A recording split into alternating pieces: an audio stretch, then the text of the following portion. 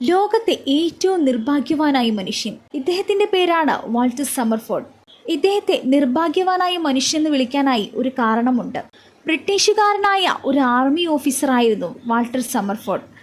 ഇദ്ദേഹം 1918 അതായത് ഒന്നാം ലോക മഹായുദ്ധകാലത്ത് ബെൽജിയത്തിലായിരുന്നപ്പോൾ ഒരു കുതിരസവാരിക്കിടയിൽ വെച്ച് ഇദ്ദേഹത്തിന് മാരകമായി മിന്നലേറ്റു.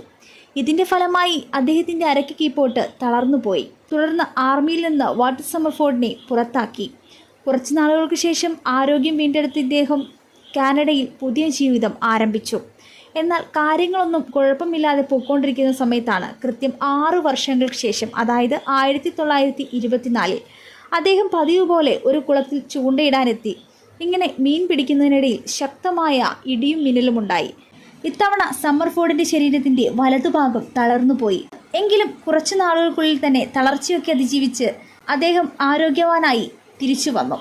എന്നാൽ അതിശയകരമെന്ന് പറയട്ടെ, അദ്ദേഹം ഒരു പാർക്കിലൂടെ സഞ്ചരിക്കുന്ന സമയത്ത് അതിശക്തമായ മിന്നലേൽക്കുന്നു. അങ്ങനെ മുമ്പേറ്റ മിന്നലുകളുടെ എല്ലാം അവശത കാരണം അദ്ദേഹം 1932 ഈ ലോകത്തോട് വിട പറഞ്ഞു. അങ്ങനെ അദ്ദേഹത്തെ കാനഡയിലെ മൗണ്ടൻ വ്യൂ എന്ന സെമിത്തേരിയിൽ അടക്കം ചെയ്തു.